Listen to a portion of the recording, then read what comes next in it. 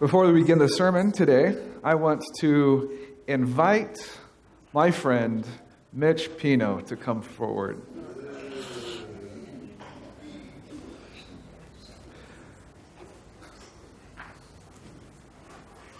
Those of us that are members here know that there are two ways to become members of the Seventh-day Adventist Church. Come on up. One is through baptism, which I've had the pleasure of baptizing several of you in the baptistry that's kind of hidden under the table. And the other way is through profession of faith. If you've come from another Christian church or you've already been baptized and you want to become a part of the Seventh-day Adventist Church, we welcome you in through profession of faith. And Mitch has been with us for a little over a year now, huh? And we talked last week, and he said, Pastor, it's time that I become an official member of the Tracy Seventh-day Adventist Church. He said, I know I've been a member in spirit for quite some time, but being an official member is where it's at for me now. This is the choice I want to make. And so, Mitch, we have a profession of faith certificate. I know we don't get to dunk you again, but we want to give you the certificate. We've gone through, and Mitch is aware of what we believe as a church, and he believes it too. And so we're glad to welcome you as a member of our church. But we have to take care of a little bit of official business to get that official stamp. So we need a motion. I see a motion. George, is there a second? John? All right, all in favor of welcoming Mitch as a member of our church? Raise your hand. All right.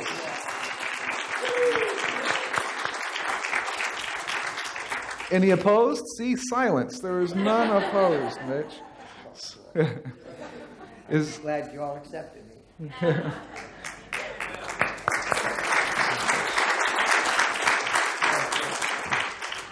Welcome to the family, Mitch. And that's what we are. We're a family, and so as we welcome new members, whether through baptism or profession of faith, know that we're here to support them. That a family just doesn't, have a newborn and just say, all right, Junior, you're on your own, right? We're there for our new members and for our current members too, because we're a family.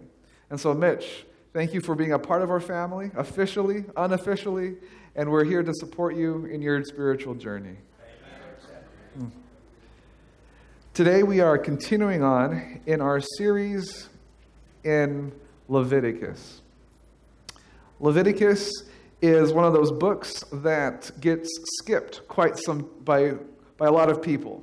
There's a lot of details, a lot of rules, a lot of people get bogged down and they're like, what is all this nonsense? And forget it, I'm moving on.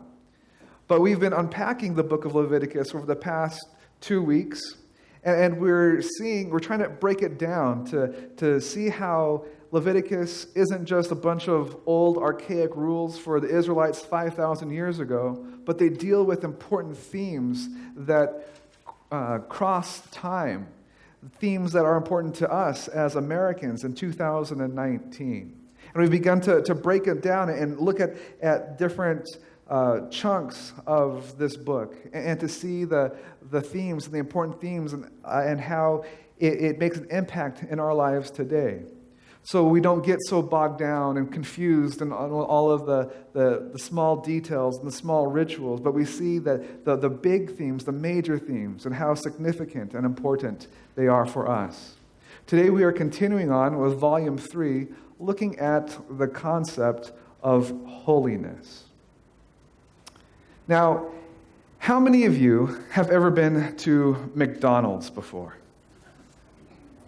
All right. Okay, I see most hands. I think even the strictest vegans among us even have stopped in once or twice for some of their famous French fries.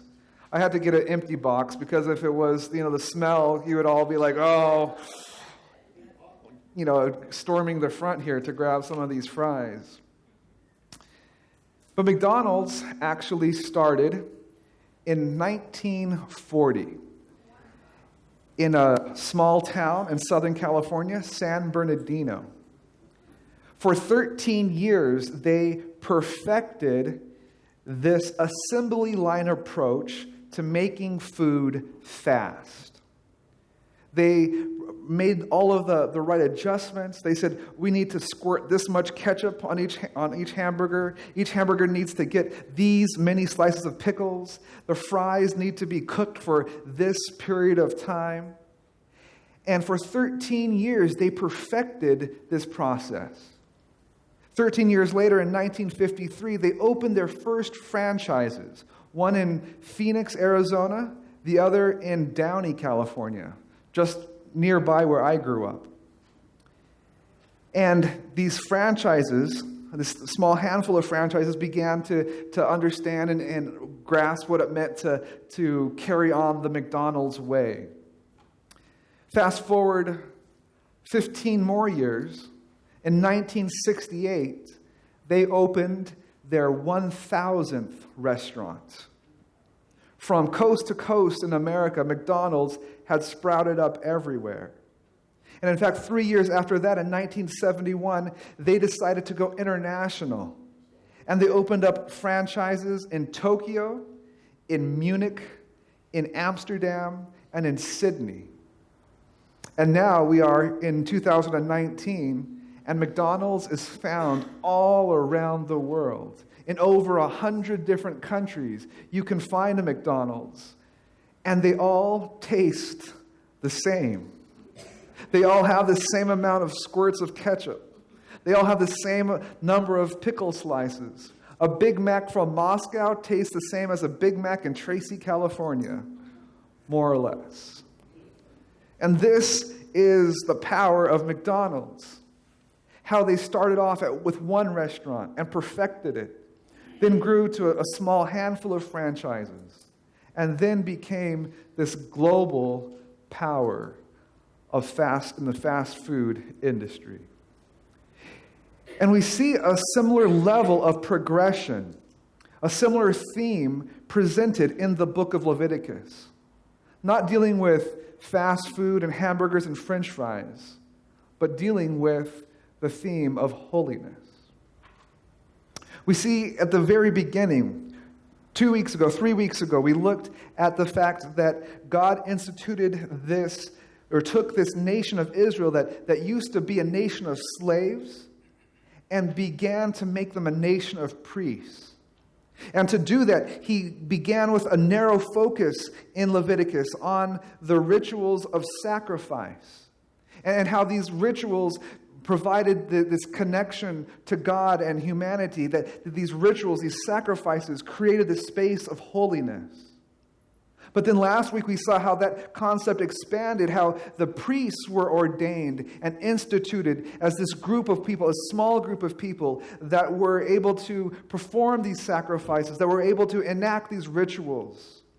And so this concept of holiness expanded, not just to the sacrifices, but to the priests themselves, because they were to be teachers to the rest of the nation of Israel on what it meant to connect with God, on what it meant to connect with each other, on what it meant to create these sacred spaces, to become holy. And now in this third section of Leviticus, we're going to look at today Leviticus chapters 11 through 16. We're going to see that this concept of holiness is expanding. It started off with the sacrifices, expanded to the priests, and now it is expanding past the sanctuary, past that sacred holy space of the tabernacle, and coming in to the camp, the larger camp, the nation itself. Leviticus chapter 10, verse 10 says this.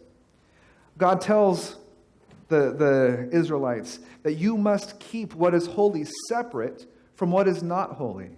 You must keep what is clean separate from what is unclean. And this is the language we've talked about. This is the language of creation.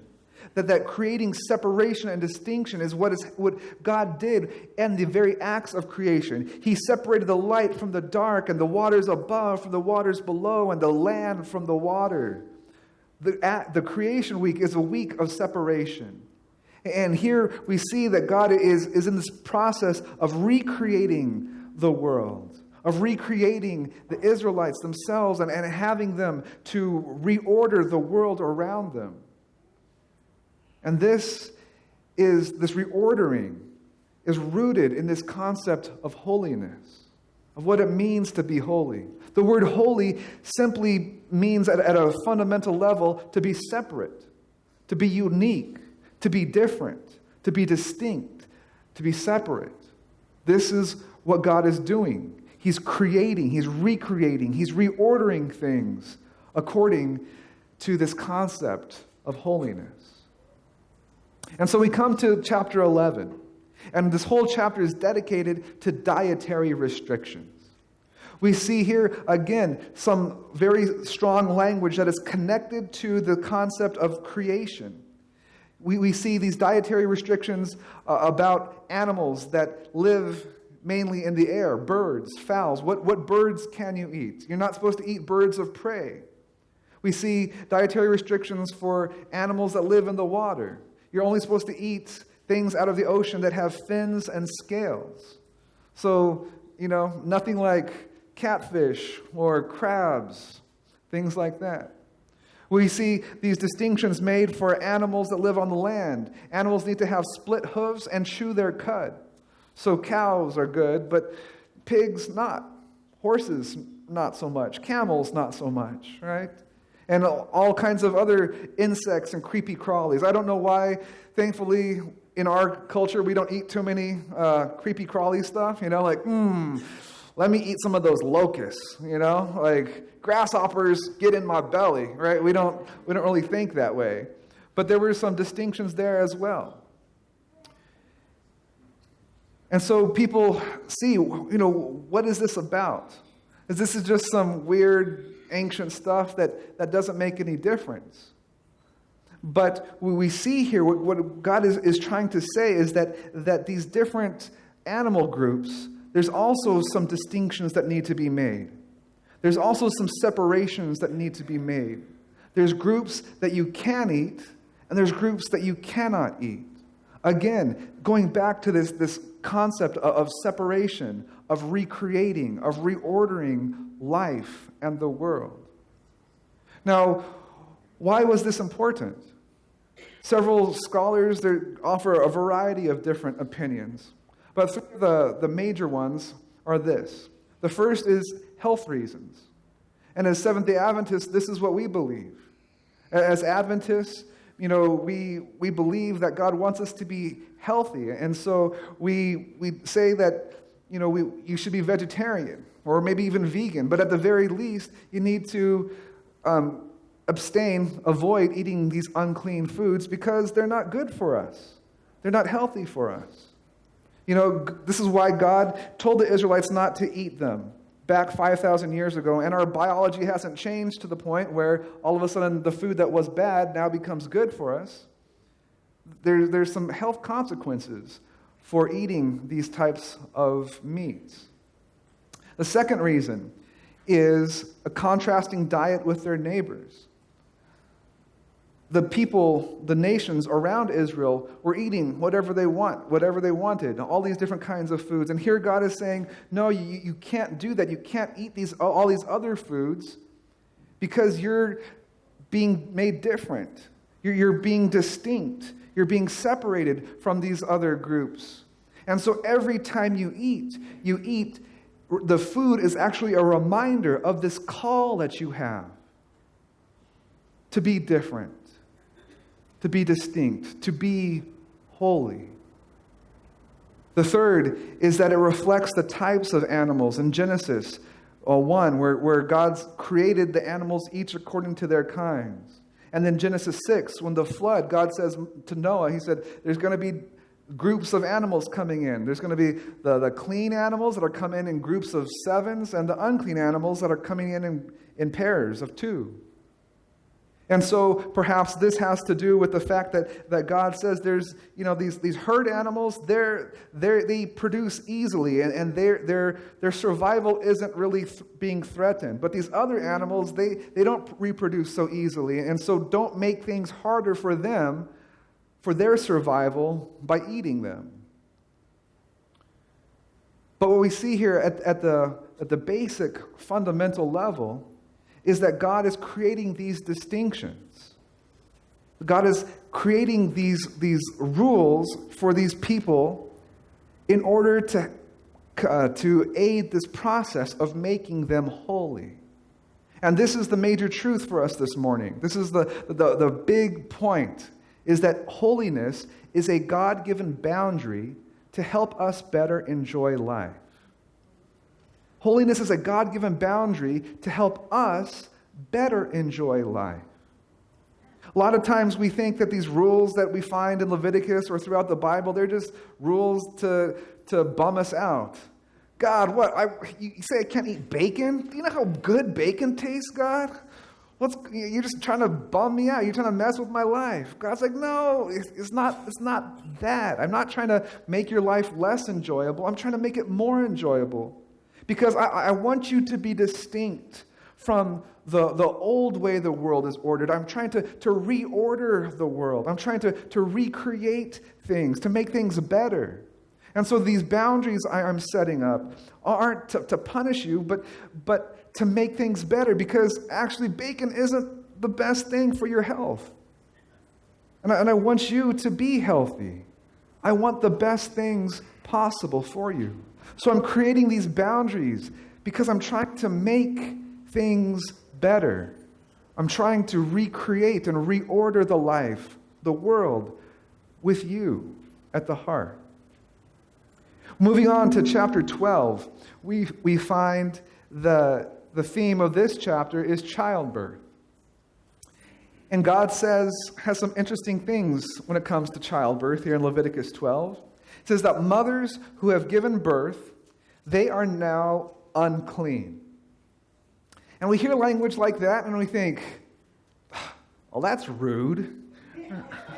Right?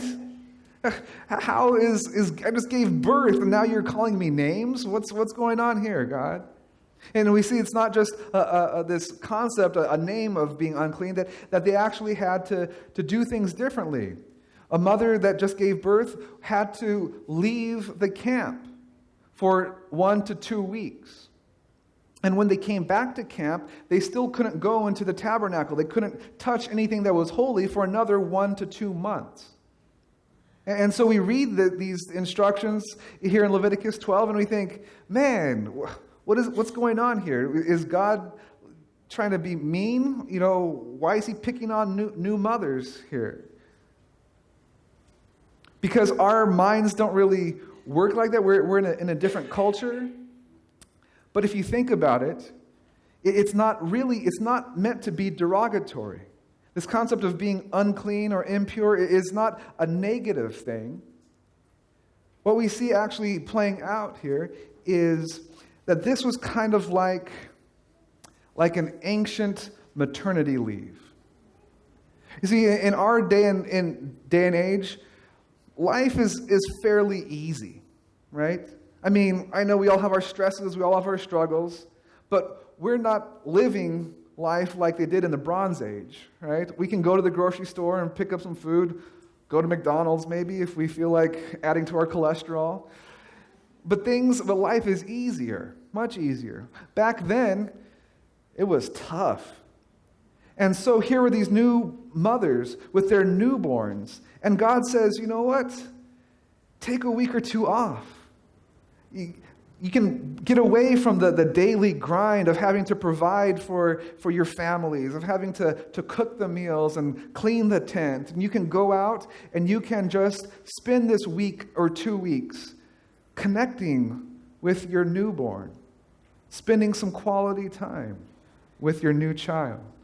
And then when you come back and life starts to kind of get back as it used to be, still don't worry about coming to the temple, to the tabernacle, to church. It's stressful, I know, trying to put on your Sabbath best, trying to get all your kids together and make sure you have this lined up and that lined up. It's okay, I understand.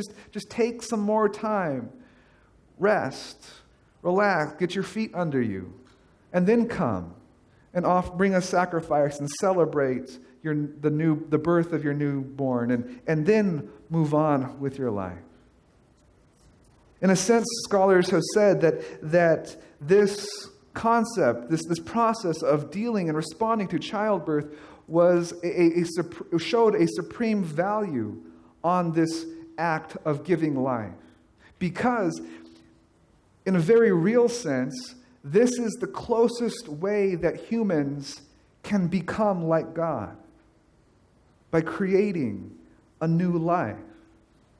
And so taking this time apart from the community, taking this time apart from the temple, gave mothers and fathers to an extent this time to process and to think about this awesome responsibility, this awesome privilege of having this God-like power of creating new life.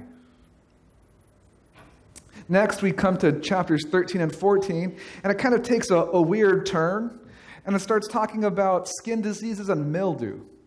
You know, we're just talking about eating, which is a fundamental thing of life. We're talking about childbirth, which is a fundamental component of life. And then all of a sudden, skin disease and mildew? Oh, what's that about? Well, and how are skin disease and mildew even connected? Well, if you think about it, skin disease or rash is something that discolors your skin and starts to spread, right, if not treated. And what does mold or mildew do? It's a discoloration on your walls that starts to spread if not treated properly. And so chapters 13 and 14 deal with these processes of how you handle properly skin diseases and mildews and molds in your home. And you might think, okay, but what's the point of all of that even?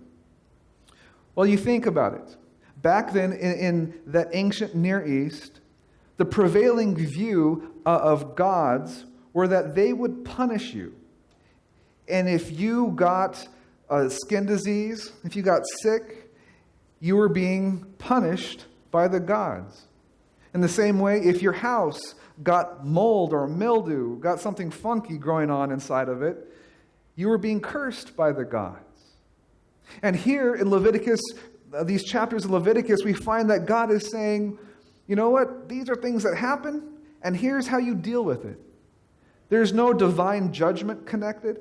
You don't need to feel guilty. You don't need to feel ashamed. You don't need to feel that I am not on your side anymore. These are just some things. These are some facts of life, of living in this broken world. And now this is how you deal with it and how you handle it properly so that it doesn't spread, so that it doesn't get worse. And then you can move on with your life. And so we see here that this is a prime example of God saying, you know, this is the bad things that happen in life aren't divine judgments. That you don't need to think that I'm just up here waiting to zap you with a lightning bolt. Instead, God is saying through these chapters in Leviticus that all of these details of life, from the things we eat to the giving birth and blood loss and skin diseases and mildew and mold in homes, all of these details in life, they're all part of an integrated system of what it means to be human and what it means to be a spiritual being, not just a physical being. God is saying this is all part of what it means to be on this journey of holiness. Because holiness is a God-given boundary to help us better enjoy life. You know, who's going to say, oh, this rash, it's just right here, and I can hardly wait till it spreads on my whole arm, right?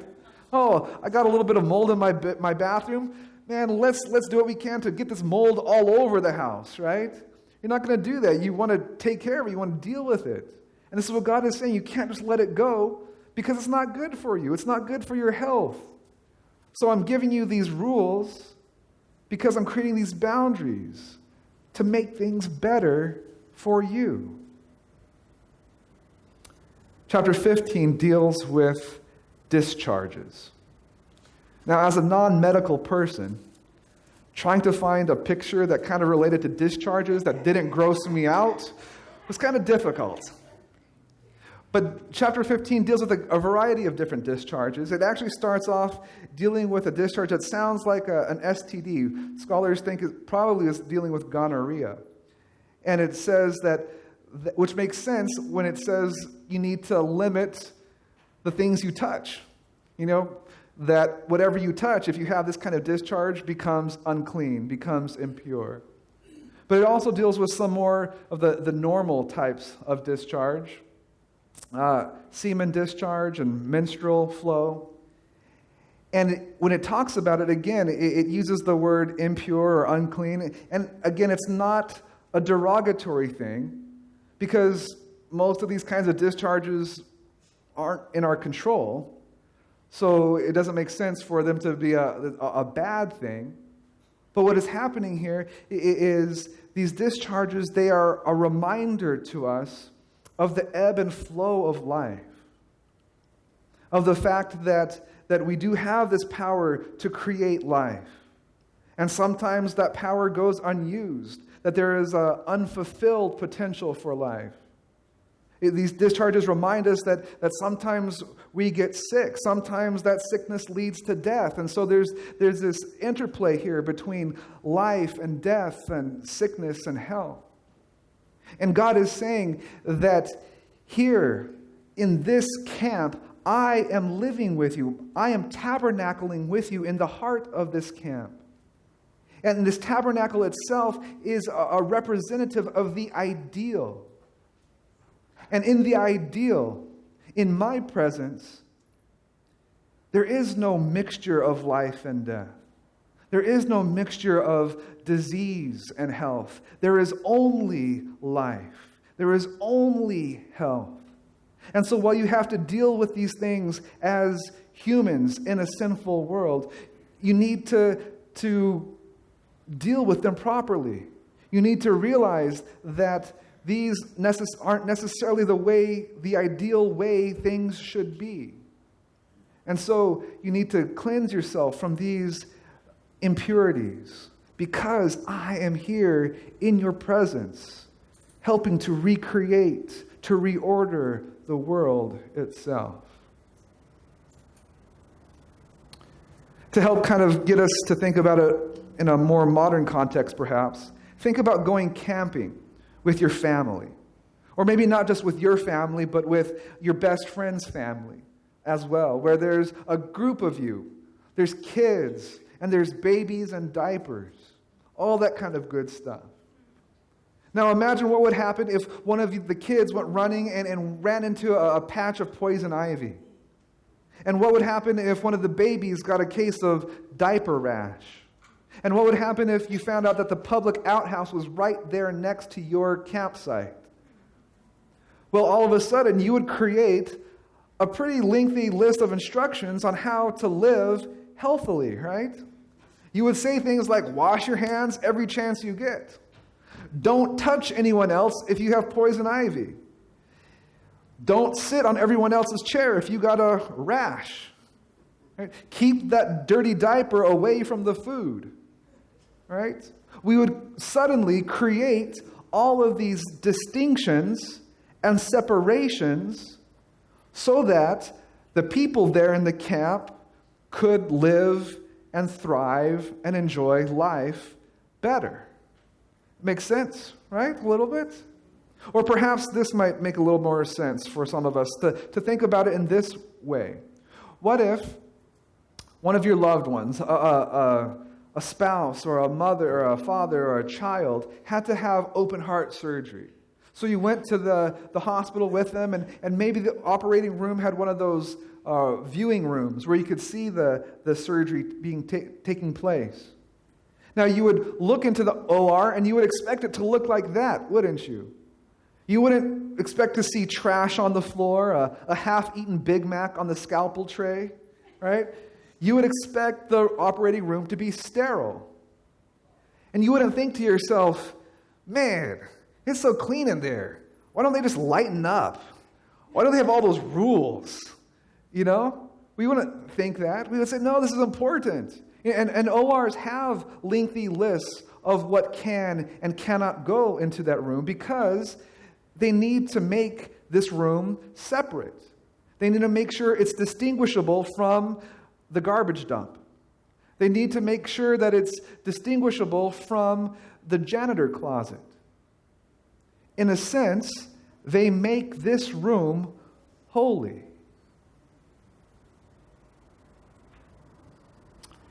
And so we see some of these examples of ways to think about these Levitical rules in a basic sense. But there's also another deeper way that we can think about these rules that we find in these chapters of Leviticus. On one hand, it is important to deal with the mold, mildew growing in our house for health's sake. But on the other hand, it's a powerful symbol for us to realize that anything that is unhealthy, anything that is toxic, corrodes everything that it touches. Yes, it can be teaching us that by choosing to eat pig meat, we can become really sick. But on the other hand, it's a powerful symbol of the necessity to make good choices, to choose things that will be a very strong benefit and bring us health in our lives and in our relationships and in our connections with God. And so this is why we see these boundaries being created, these distinctions being created, these separations being created, because God is trying to get the Israelites to see that actually everything is sacred. He started off with the sacrifices, then expanded it to the rituals of the priests in the tabernacle. But now, God is trying to get the people to see that the holiness, that the sacred nature of connecting with God, of following with God, isn't just contained in the temple, but it is contained in the common spaces, in the common things of life. That the ability to be holy goes into the things that we do every day, to the things that we eat, to having sex, to giving birth, to dealing with disease, to being finding health and recovering, to death itself. We find that all of these spaces can be made holy. Once we start to understand what God is up to, that God isn't just trying to reorder or recreate a spiritual experience. He's trying to reorder the entire world itself.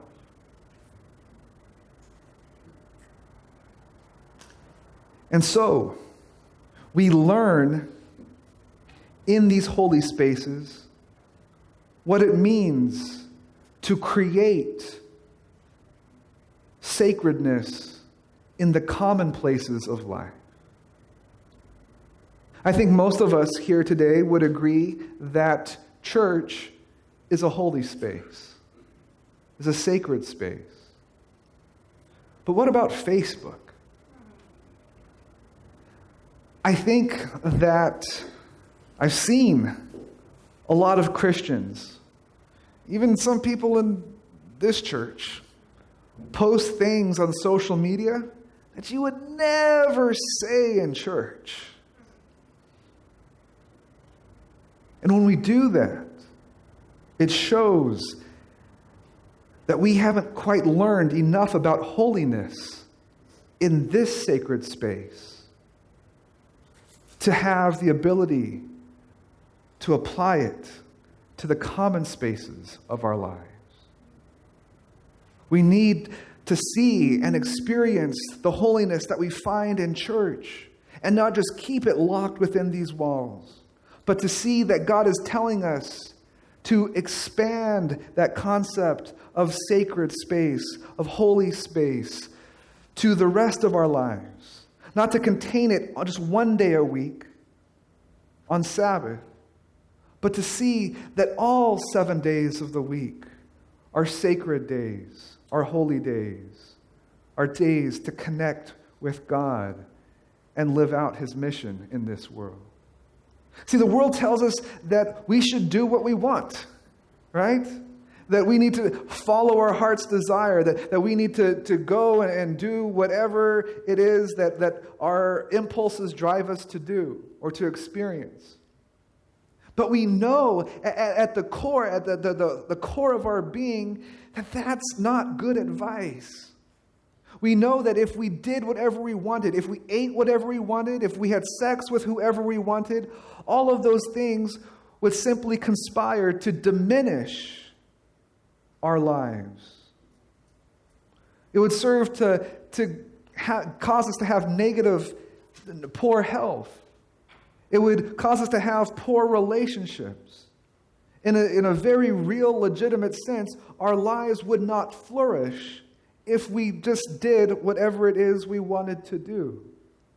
And so this is why God creates these boundaries. He's saying that actually, I'm not here to give you these rules just to make life miserable. I'm here to create these boundaries so that you understand that doing whatever you want is dangerous. I'm here creating these distinctions and these separations so that you can actually enjoy life to the full. So that you understand that you just can't go off and follow each and every impulse. That to actually flourish in life, to actually have a joy in life, you need to have these boundaries. You need to grow in holiness. See, holiness is a God-given boundary to help us better enjoy life. And so we come to chapter 16, which deals with the Day of Atonement, or Yom Kippur in the Hebrew. Jews just celebrated Yom Kippur about 10 days ago, actually. And Yom means day in Hebrew, and Kippur means, actually it literally means cover.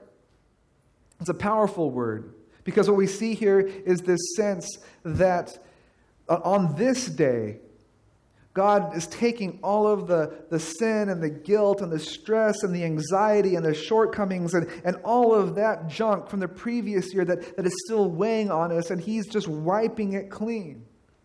He's saying, look, I know I've forgiven you those 364 days, but on this day I want you to find the assurance and the confidence knowing that it's been taken care of. We read in Leviticus 16, verse 2, the Lord said to Moses, warn your brother Aaron, the high priest, do not enter the most holy place behind the inner curtain whenever he chooses. If he does, he will die. For the ark's cover, the place of atonement, is there. And I myself am present in the cloud above the atonement cover. And some translations take that word for atonement and atonement cover and translate it as mercy, mercy seat. And what we find here is God is saying, this is the most holy place. This is the heart of the tabernacle, and the tabernacle is the heart of the camp. So at the very heart of it all, you are going to find my presence. But my presence is not a presence of judgment, but a presence of mercy.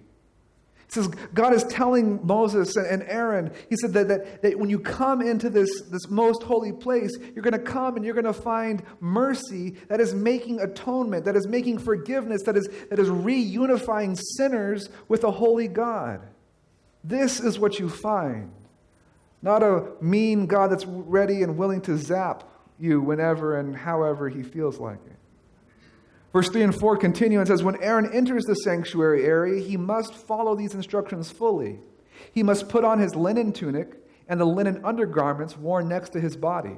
He must tie the linen sash around his waist and put the linen turban on his head. These are sacred garments, so he must bathe himself in water before he puts them on. And this is unlike what the high priest would wear the rest of the year. The rest of the year they would wear purple robes, and they would have a fancy turban, and they would have that breastplate with jewels and gems and precious stones on it. But what we see here is that the closer the high priest gets to God, the more humble he must become. On the Day of Atonement, we see that this powerful this act occurring, this physical manifestation of grace and forgiveness, where the high priest serves as the representative for the camp, this proto-man, and he enters into God's presence, cloaked, surrounded by the incense from the burner. And he applies blood there at the mercy seat in the most holy place. And then he applies blood in the holy place. And then he applies it in the courtyard. See, for the rest of the year, the blood, symbolizing the sin of the camp, was going into the tabernacle. It would start in the courtyard on the altar. Then it would go into the holy place. And it would be sprinkled in front of the veil from the most holy place. But here on the Day of Atonement, God said things are going to change. For the whole year, I've been accepting your sins. I said, bring it to me. Give it to me. I can take it. And it's been building up for 364 days. But on this day, it's going to be different. On this day, all of the sin that has been stored in the attic, so to speak, it's time for spring cleaning. We're going to get it out. And so the high priest humbly takes the sin and the blood out of the tabernacle. And he brings it eventually in front of the scapegoat. He puts his hands on the scapegoat and transfers the year's worth of sin onto the scapegoat. And then the scapegoat is led into the wilderness where it dies of natural causes. Some traditions say that actually they use a scarlet cord to tie around the goat to lead it into the wilderness. And when it is dead, they go and recollect that cord. And they attach it to the outside of the tabernacle. So this red cord is exposed to the elements. 364 days until the next Day of Atonement. So day after day, the sun is beating down on this red cord. And what happens when you leave things out in the sun? They fade. And day after day, this red scarlet cord gets lighter and lighter and lighter until it turns white. This, perhaps, is where Isaiah gets his phrase, though your sins are as scarlet, God will make them white as snow. And this process of the Day of Atonement, it moves the concepts of sin and forgiveness and atonement from this philosophical, theoretical, theological, abstract into the concrete. It gives it physical representation. It gives it texture. It gives it smell. And there's a powerful thing that happens when you move from the abstract to the concrete. A pastor of a megachurch a few years ago, not an Adventist church, but a megachurch, a very famous, popular megachurch, actually decided to do this one Sunday. He had a goat brought in, had someone dressed up like a priest, and had the people symbolically transfer their sins to this goat. And then the priest led the goat out of the sanctuary. This pastor just meant it to be a physical illustration. But he said he was stunned, he was shocked at the reaction that happened when this goat left the sanctuary. He said this huge group of modern, educated people, he said most all of them began to jump and shout. Some started to cry and to weep. Some broke out into song.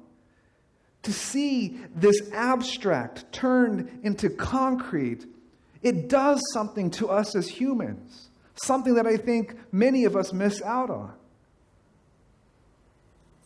To see this vague theoretical concepts like sin and forgiveness be physically taken out and carried away. This is a powerful thing that Israel got to witness once a year on this Day of Atonement. It continues in verse 29 to 31. On the 10th day of the appointed month in early autumn, you must deny yourselves. Neither native-born Israelites nor foreigners living among you may do any work, any kind of work. On that day, offerings of purification will be made for you, and you will be purified in the Lord's presence from all your sins. It will be a Sabbath day of complete rest for you. and you must deny yourselves. What we see here is this concept that the Day of Atonement isn't an exclusive day, isn't just for Israel, isn't just for the priests, it isn't just for the best of the best. God is saying that the Day of Atonement is for everyone. This powerful day of grace is for everyone that is willing to participate. There in the midst of this book of Leviticus, this book that often gets overlooked by so many people, we see this powerful day where the abstract turns to concrete, where sin turns to forgiveness, where work turns to rest. And we find that it is for everyone. There's a connection, a deep connection between the concept of Sabbath and the concept of atonement. Sabbath, the weekly Sabbath, is a day for us to rest. This Day of Atonement is a yearly day for the Israelites to rest. Not doing any work, simply being confident that God is working on their behalf, on our behalf. It is like a toddler being bathed by her mother.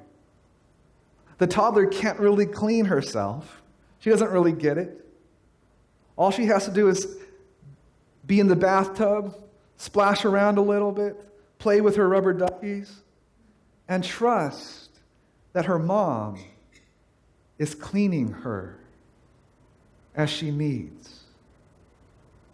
This is the call for us. To rest in the goodness and the grace of God. To enjoy the blessings that He has given to us. Not try to earn, not try to work, not try to clean ourselves from our sin. But to have confidence that God is at work, cleaning us with His grace. Holiness is a God-given boundary to help us better enjoy life. How much better is life enjoyed knowing that we don't have to work to save ourselves? And this is what holiness is. It's a reminder that we are not responsible for our own salvation. We are simply called to rest in the goodness of God's salvation. And this is the seed that we see planted here in the book of Leviticus. It doesn't spring to life overnight. That's why we see these chapters after chapters of details and commands and lists and rules. But these aren't about trying to earn favor with God. These rules, these lists, these commands aren't about trying to get God on our side. They're simply about living well with God and living well with our neighbors. And it culminates in this Day of Atonement, in this day where no work is done, in this day when all of the year's mistakes and sins and stresses are wiped clean, in this day where we find confidence that God is at work on our behalf. And this is the gospel of Leviticus. To know that God is in the work of saving you and me. Christians, we come across the book in the New Testament of Hebrews, which draws these powerful connections between Leviticus and the rituals and the priesthood to Jesus. And so often we dismiss it, Leviticus, and say, well, that was, whatever, that was old. But we find Leviticus is important. It has some powerful themes. It has powerful truths. It has the gospel contained within it. And as good as it is, though, it is simply a shadow of what Jesus came to do. When Jesus arrives on the scene, suddenly the book of Leviticus takes on more texture and more depth and more color, because we take the finite rituals of humanity and replace them with the infinite deeds of God. And this is why Leviticus, or Hebrews rather, says in chapter 10, verse 11 to 14, under the old agreement, the priest stood before the altar day after day, offering sacrifices that could never take away our sins. But Christ gave himself to God for our sins as one sacrifice for all time. For by that one offering he made forever perfect in the sight of God all those whom he is making holy. And this is the call for you and me today, to allow God to make us holy. To allow God to make us holy. To be separate from the world. To be distinct from the world. Not because we're better than anyone else, but because God is trying to use us to reorder the world to better reflect his character of grace, of love, of salvation. If McDonald's can change the world with its junk food, imagine what we can and should be able to do with the message of the gospel. I know I want God to make me holy. I know I want God to use me in the recreating and the reordering of this world. And I hope that each and every one of you want this as well.